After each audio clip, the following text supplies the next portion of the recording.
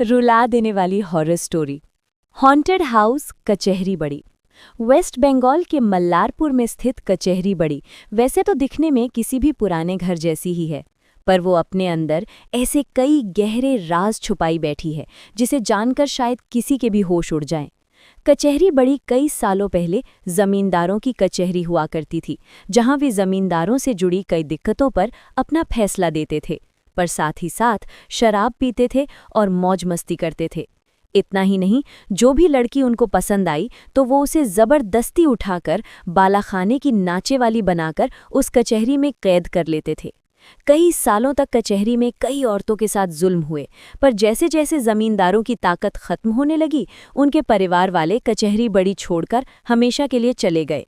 लेकिन पीछे छूट गईं तो उन औरतों की आत्माएं जिन्होंने अपने ऊपर हुए जुल्म से कचहरी बड़ी के अंदर ही अपना दम तोड़ लिया था। कचहरी बड़ी खाली होने के कुछ साल बाद जब उसे तोड़ने के लिए कुछ मजदूर एक कॉन्ट्रैक्टर के साथ वहां आए, तो तोड़फोड़ के दौरान उन्हें वहां कई इंसानी हड्डियां मिली, जो गांव वालों के हिसाब से उन्हीं नाचे वाली औरतों की थीं। लोग मानते थे कि उन्हीं सब नाचे वाली औरतों में से एक औरत की आत्मा आज भी वहां भटकती है। हरिया के साथ भी कुछ ऐसा ही हुआ। हरिया इस गांव का रहने वाला एक किसान था। हालांकि उसने भी कचहरी के बारे में कई कहानी सुन रखी थी, पर वो उनमें से किसी को भी नहीं मानता था। एक रात हरिया काफी ज्यादा थक गया था, तो उसने पक्की सड़क की बजाय कचहरी बड़ी के बगीचे से गुजरा हुआ छोटा रास्ता लेने का सोचा। पर उसे नहीं मालूम था कि ये उसकी जिंदगी का आखिरी सफर होने वाला है। हरिया जैसे ही उस बगीचे में घुसा तो वो बगीचा उसे बाकी बगीचों की तरह ही लगा, पर वहां सिर्फ जंगली घास और सन्नाटा था। लोगों के मुताबिक अभी तक उसे उस औरत की पायल की आवाज की छन छन सुनाई देनी चाहिए थी, पर वहां सिर्फ उसे रात की झींगुरों की आवाजें सुनाई दे रही थी। उन झींगुरों की आवाजों के बीच जो थोड़ा बहुत उस औरत के भूत का डर था वो भी चला गया, और वो बिना डरे आराम से नहा जाने लगा। लेकिन उसके मन में कुछ अजीब सी चीज चल रही थी। वो धूल मिट्टी से घिरा हुआ कचहरी उसे एक अजीब किस्म की खूबसूरती का एहसास दे रहा था, जैसे किसी बड़े स्मारक या किसी राजा के महल को देखकर होता है। न जाने कितने अमीर लोग यहाँ आकर जश्न मनाते होंगे। ये बात सोचते सोचते और कचहरी को देखते देखते वो कोर्ट हाउस के सामने रुक गया। अभी हरिया को एक पायल की छन छन की हल्की सी आवाज सुनाई दी। कुछ सोच पाता कि उससे पहले ही उसे महसूस हुआ कि जैसे कचहरी बड़ी की निचली मंजिल के कोने वाले कमरे से कोई उसे देख रहा है। हरिया को लगा कि ये उसकी थकान का नतीजा है, तो उसने उस एहसास को नज़रअंदाज करके वापस घर की ओर चलना शुरू कर दिया। उसने झटका से देखा तो वहां पर किसी की परछाई थी, जो धीरे से हिलती हुई दीवार के ऊपर जाकर रुक गई। हरिया हक्का बक्का इस परछाई को देख रहा था, तभी उस जगह से उसे पायल की झंकार सुनाई दी, और फिर धीरे धीरे झंकार तेज होती चली गई। उस वक्त हरिया को समझ में आ गया था कि ये कोई सपना नहीं, ये कोई भ्रम नहीं है, ये सच है। तो उसकी मौत आज पक्की थी। इससे पहले भी ये सपना सच होता, वो अब की बार भी अचानक बंद हो गई।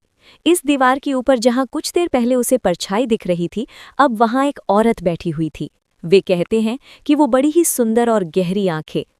वो बस वहां बैठे हुए अपने पैर हवा में झुला रही थी, और उसके कपड़े सालों पुराने लग रहे थे। पर फिर वो औरत एकदम से चुप हो गई। अचानक से वो हरिया को घूर कर देखने लगी और मुस्कुराने लगी। वो मुस्कुराहट देखकर हरिया को ऐसा महसूस हुआ जैसे वो औरत उसकी जिंदगी तबाह कर देगी। लेकिन अचानक वो औरत वहां से गायब हो गई। हरिया वहां से जल्द भागना चाहता था, पर वो जैसे ही भागने के लिए भागने लगा, तभी एकदम से उसके कदम रुक गए। उसे कोई देख रहा था। उसे वहां एक बहुत ही डरावना आदमी दिखा, जो था जमींदार। कहानियों के मुताबिक उस नाचे वाली औरत की मौत इस जमींदार की वजह से हुई थी, और इस औरत की आत्मा ने उस जमींदार को कचहरी बड़ी में मार डाला था। हरिया को उसे देखते ही यकीन हो गया कि इस कोर्ट हाउस में आत्माएं बसती हैं। उस आदमी को देखते ही हरिया जोर से चिल्लाया, और चिल्लाते हुए ही वहां से कहीं भाग निकला। भागते भागते वो किसी तरह अपने घर पहुंच गया। हरिया उस दिन के बाद अकेला रहने लगा, और उस रात जो कचहरी बड़ी में उसके साथ हुआ, उसकी कहानी पूरे गांव में फैल गई, जिसके बाद गांव में कचहरी बड़ी का डर और बढ़ गया। उस रात के बाद हरिया डरा डरा रहने लगा था। कोई अगर हरिया से कुछ पूछता तो हरिया बस यही जवाब देता, वो कचहरी बड़ी वाली औरत यही है, और वो मुझे देखकर मुस्कुरा रही है।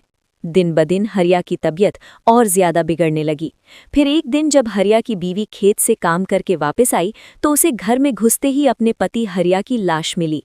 क्या था ऐसा उस कचहरी बड़ी में? क्या सच में वो कोर्ट हाउस हॉन्टेड है? और कितनी आत्माएं भटक रही हैं वहां? आपको क्या लगता है दोस्तों? हम जानते हैं कि आप क्लाउन सीजन 2 के लिए बहुत एक्साइटेड हैं। क्लाउन सीजन 2 के फाइनल एपिसोड की स्क्रिप्टिंग चल रही है, तो दिल थाम के बैठिए क्योंकि क्लाउन सीजन 2 अब बस कुछ ही दूर है। पर तब तक इसे IMDb पर अपनी रेटिंग देकर इंडिया की top rated horror web series बनाना है।